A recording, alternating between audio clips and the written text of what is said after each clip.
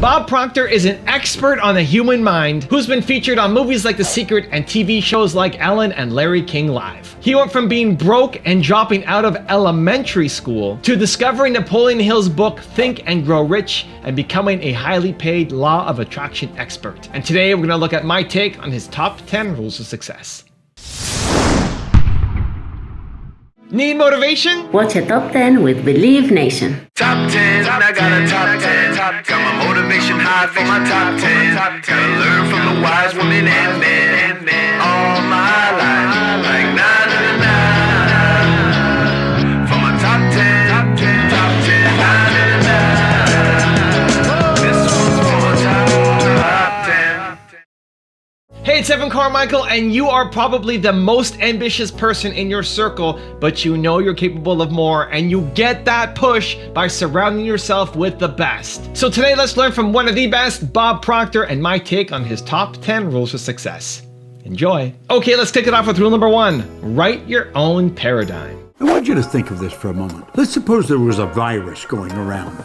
And this virus caused people to really stunt their growth, ruin their income, and cause them to mix with people who are on the wrong track. And it was a virus, and there didn't seem to be any prescription to solve the problem. We would be in panic state. We would be looking everywhere for some kind of a prescription to fix and kill this virus. Well, do you know that's what a paradigm is? A paradigm is a program that is lodged in your subconscious mind, in your innate mind. It has been placed there genetically. From the moment of conception, all mom's DNA and all dad's DNA is your DNA. And then there's an attractive force set up. And when you are born, then your environment becomes part of the paradigm. Why do you think so many people are struggling? Why do you think only 3 or 4% live a truly full, wealthy, meaningful life? It's because everybody is caught up in the paradigm. When I started to study this, when I started to understand it, it just about blew my mind. And then when I found out I could change it, I could take a pen and write my own paradigm and live the way I really wanted to live, I almost found it hard to believe. Number 2, follow the winning formula. Sandy Gallagher is my business partner. Love her. She is really good. She was going through a very tough time personally a number of years ago. We were in Phoenix. We were doing a seminar. I had to leave, catch a plane somewhere. And she said, before you leave, could we get together maybe for a cup of coffee? Could you, I want to talk to you. And I said, sure. So we went across the road to a coffee shop. And we were sitting there, and she said, could you give me 2 or 3 ideas that I could do every day that would help me through this? I said, sure. I didn't know what I was going to tell her, but I knew I would tell her something. So I said, every day, I want you to take a pen and write down, every morning, write down 10 things you're grateful for. But you've really got to be grateful. You've got to feel it. You're really grateful. Then I want you to send love to 3 people that are bothering you. If they're bothering you, you don't like them. They've got nothing to do with it. You're thinking bad thoughts about them. You're putting yourself in a bad vibration. Send love to 3 people that bother you. And then take 5 minutes and be quiet. Just be perfectly quiet and ask for guidance for the day. Everybody in our company does that every day. She started to do it like that, everything changed. In fact, my assistant, Gina, who's been with me over 30 years, she was working in Phoenix, and I phoned Gina, and I told her what I wanted. Within an hour, she had a pad printed at Kinko's and had it, the 10 things, one down to 10, you know. Send love to 3 people who bother you, be quiet for 5 minutes. Sandy was going to Hawaii with her sister and her mother the next day. She got pads made for both of them, and every morning they started to do that. It changed every one of their lives. We give that out now in a lot of our seminars, and we train the audience to do it. Start every morning, write 10 things that you're grateful for. Send love to 3 people who bother you. Be quiet for 5 minutes and ask for guidance for the day. It's a winning formula. Rule number 3, create your own environment. You see, the beautiful truth is you've already got everything you need inside. You don't have to get it. You don't have to follow the pattern that our formal educational institutions teach us. You don't have to read all the books. That's not necessary. I think Madame Montessori put it very well. She said we tend to send a child to school as if they're an empty cup and we expect them to fill the cup. The truth is the cup's already full. School is to help draw out what's already there. You see, you and I are God's highest form of creation. There's nothing on the planet that will even come close to us. Strange thing, you and I are the only creature on the planet that is totally disoriented in our environment. All those other little creatures, they're completely at home in their environment. They blend in. We don't. We're totally disoriented. And that is because we have the ability, you and I do, of creating our own environment. Now think of what that means. That means that you and I can literally create the life we want. Now, as I said, when I first heard that, I did not believe it. But I knew the man that was giving me the advice believed it. And that man was Raymond Douglas Stanford, one of my very first mentors. Rule number 4, study the laws of life. Have you ever spent any time wondering, how does everything happen? How does everything happen? Why does the night follow the day? Why doesn't the day follow the day? In fact, in some places it does. But I spend a lot of time thinking about this. In fact, at times it almost drives me crazy. But like right outside of my studio here is a Japanese maple tree. And there's times of the year it's absolutely beautiful. In the spring of the year, it has buds on it, and then the buds, boom, and leaves pop out. And the leaves generally in the spring are a very deep greeny brown. They're not a pretty looking leaf. But then they start to change, and over time, you don't notice it happening. Just one day you look and it's a different color. And by fall, the leaves are crimson red. They're the most beautiful. It is the most beautiful tree. And it's right outside of my studio. I'm sitting here at my desk and the camera's around me, but out there is that tree. And every fall the leaves turn red. Every spring they're greeny brown.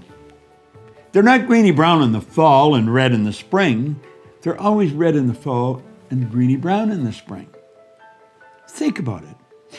Did you ever wonder why the tide goes way out and the tide comes way back in? I spent some time in the Navy in Canada, and I was down on the East Coast for a while, and I was near the Bay of Fundy. Do you know the Bay of Fundy has one of the highest and lowest tides in the world? It's absolutely amazing. It goes way out and then comes way back in. Same up around Prince George on the West Coast. You go onto a ship, and you might be walking up a plank just right straight up, and you go off the ship, sometimes you're going right down. That ship goes way up in the air, and it comes way down. Very high, very low tide. Now, some places the tide's not very big. They do have a tide, but not too high, not too low. Why is it so different in one place than another? Why does the leaves change color? Why do they change color? Why does the grass keep growing? Wouldn't it be so much nicer if the grass just stayed at a certain length? You wouldn't have to cut it, but it would always look pretty. Do you ever think about this? Do you know that everything in this universe happens in an exact way? An exact way. Not by chance, but in an exact way. When John Kennedy, the President of the United States, asked Dr. Wernher von Braun, who was the mastermind behind the space program, when he asked him, what would it take to build a rocket that would carry a person to the moon and bring him back safely to Earth? Von Braun answered him in 5 words: the will to do it. That's it, the will to do it. He knew you didn't have to know how to do it. He knew you had to learn how to do it, but you didn't have to know to make up your mind you were going to do it. Now, why did he say that? Because he understands the laws.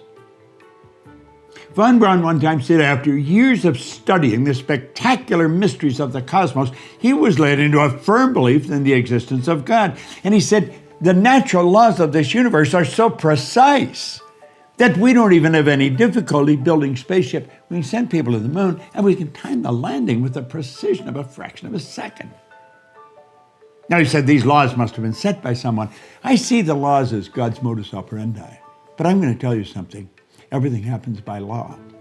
When you and I get in harmony with the law, now we do that, odds are pretty good we should understand them. But when we get in harmony with the law, man, I'm going to tell you it's just smooth sailing.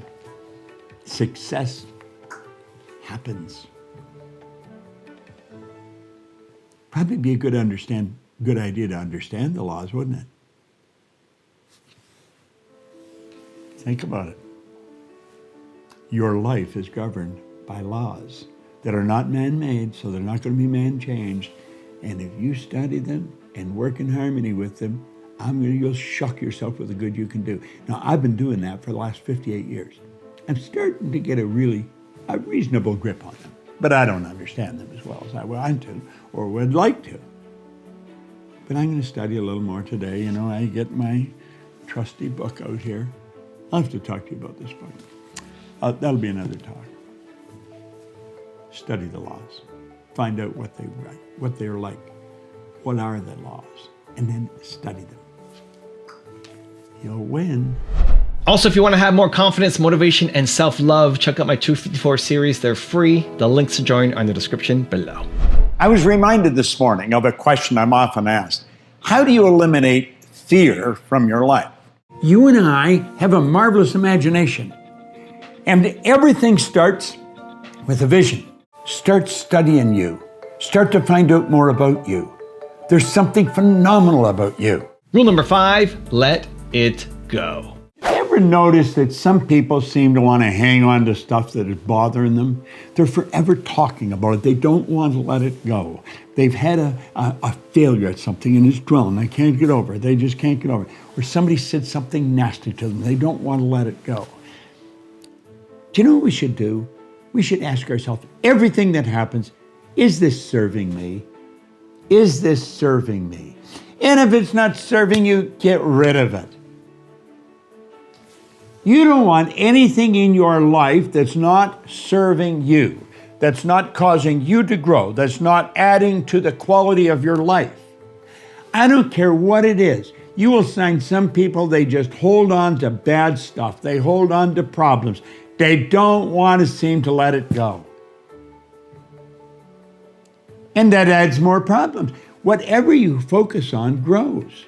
The only thing that can grow is the thing you give energy to. Why would you hold on to anything that's not serving you? Now, I want you to think about this. I'm not going to talk about a lot about this today because I don't think I have to. I just want to let you know that if you're holding on to something that does not serve you, you are making a terrible error. It's going to cause all kinds of problems. You may blame other people or other things. You may blame the situation. It's you are the cause of the problem. The man that told me to pick up this book and read it, Ray Stanford, he had a saying. He used to say to me, Bob, you're the only problem you'll ever have, and you're the only solution. I think it might have taken me 5 years to understand that. But I do understand it. And you know something? I am the only problem I'll ever have, and I am the only solution.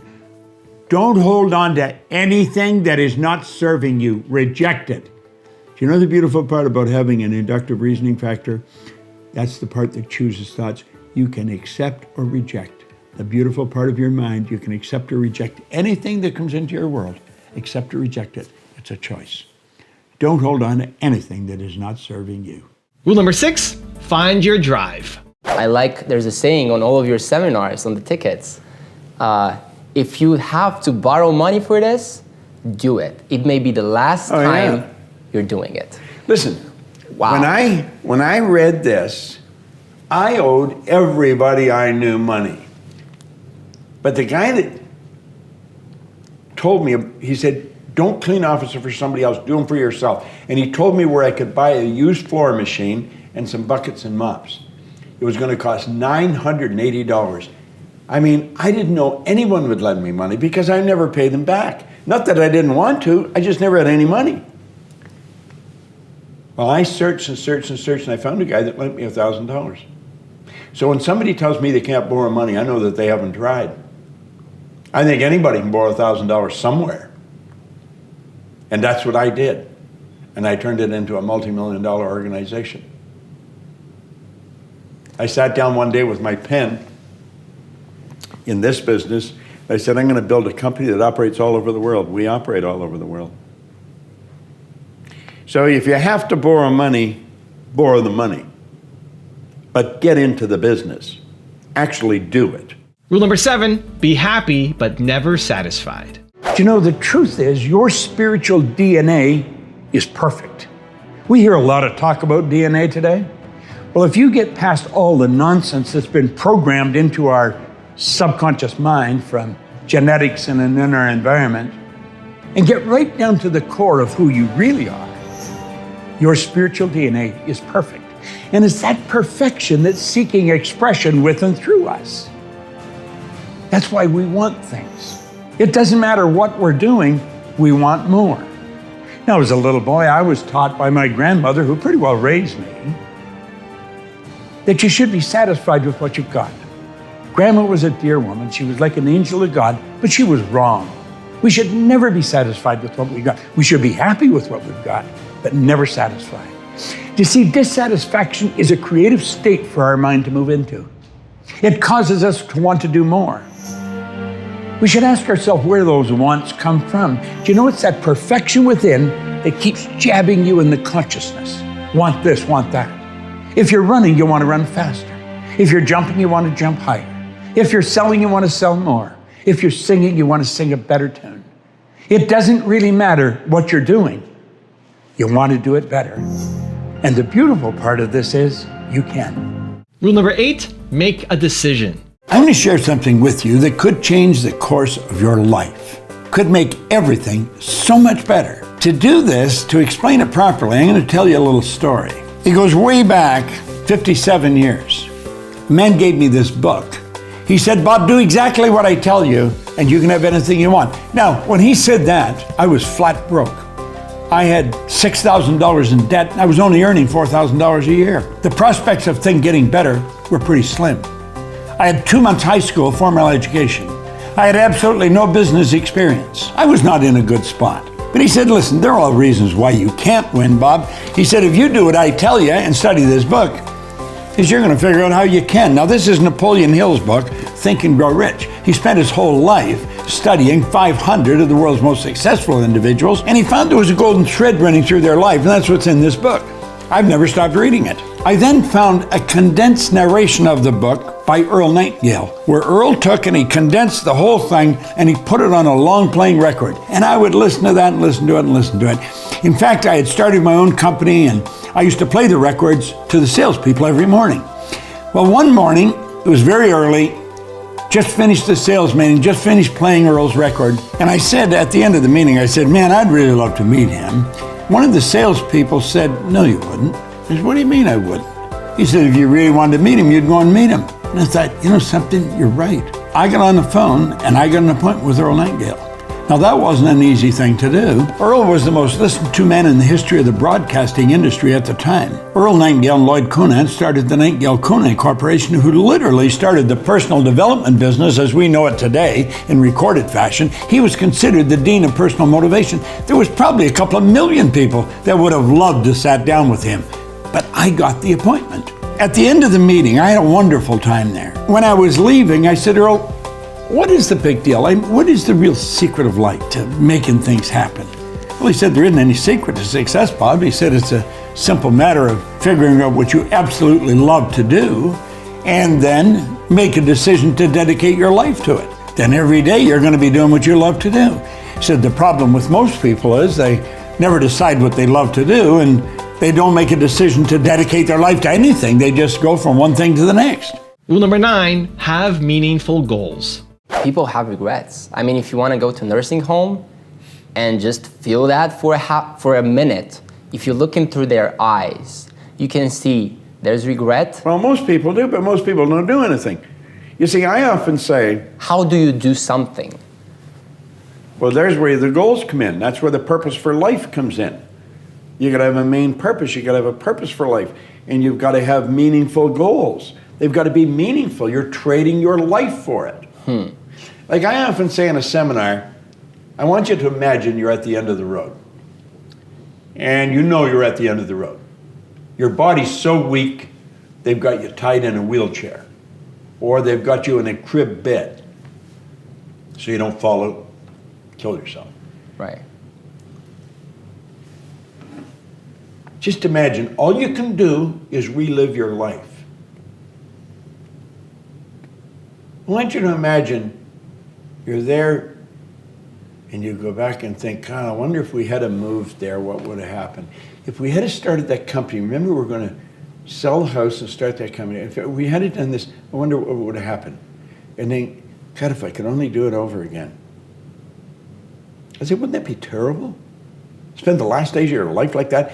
Wouldn't it be better if you look back and say, wow, what a trip. God, I remember we did that. Remember we blew our brains out on that. We lost everything we had. But you know, when you lose it big enough, it can be exhilarating. And then we did this. And what you're doing is laying there and you're reliving your whole life. And that's the goal. Got to have the goal. And rule number 10, the last one before a very special bonus clip, is don't let age stop you. I'm always asked, how do you stay so young? And I tell them I don't hang around old people. And I said that, I think, sort of as a joke one time, but then I realized it was no joke. It's the truth. I don't mix with anybody my age. I'm 85 years old in July. So I was born in 1934. That's a long time ago. I don't go by age of anything. I've become aware that age is, it's a number. And it has nothing to do with who we are, what we're going to do. And when we clearly understand that, our life will change. You know, the idea of 65 for retirement is pretty well accepted worldwide. And it was accepted by Otto von Bismarck when he was Chancellor of Germany. Somebody said, you know, we should have an age where people can stop working, the government just send them a check. He said, that's a hell of a good idea. So he just arbitrarily picked 65. Well, a number of years later, when they were going to do it in America, they said, is anybody doing that? And they said, I think they're doing it in Germany. What age? 65. And it's accepted. 65 is the age of retirement. Why would we want to retire at all? See, I see retire as pull back from life. That's what it means. Why would we want to do that? I never want to do it. I never want to retire. I think that would be a despicable thing to do. When people go into forced retirement and nothing flat, they're dead. Do you see, we're not made for work. Work is made for us. And when we clearly understand that, I think things start to change for us. I think people should ask themselves, how old would they be if they forgot their age? If I forgot my age, I think I'd be around 48, maybe not even 50, 47, 48, maybe 46. I like the late 40s. I think they're good years. I think that's how old I'd be. And I live like that's where I am. The idea of slowing down, that's just so foreign to my way of thinking. I don't think that way. And the idea of retirement, it'll never happen to me. I'm going to go full tilt right until the show's over. That's my attitude towards it. I don't hang around old people. Most old people are old people. And they talk about old things, you know, and they're reminiscing all the time. We ought to believe that we're creative beings and there's nowhere we haven't gone that we can't go. So let's get up and get moving. That's my attitude on age.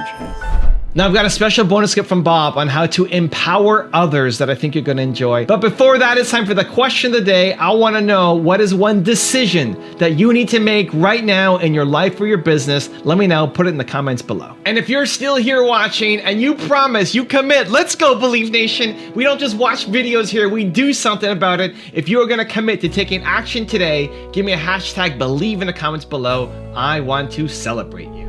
I have found there's two forms of income in life. One is psychic, the psychic income, and that's the satisfaction we get from how we spend our days. The other is our material income, the money we earn. And it's the money we earn that permits us to do the things we want to do and go where we want to go and live the way we really want to live.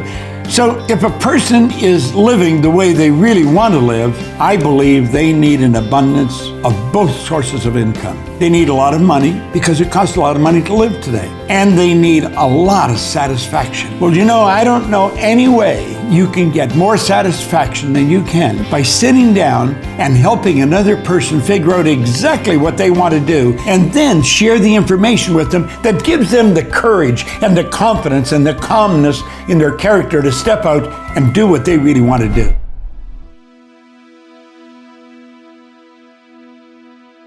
And if you want 10 more amazing rules from Bob Proctor, check out the video right there next to me. I think you'll enjoy it. Continue to believe, and I'll see you there. You tell yourself a lie often enough, you're going to start to believe it. Overcoming fear is one of the greatest moves a person can make.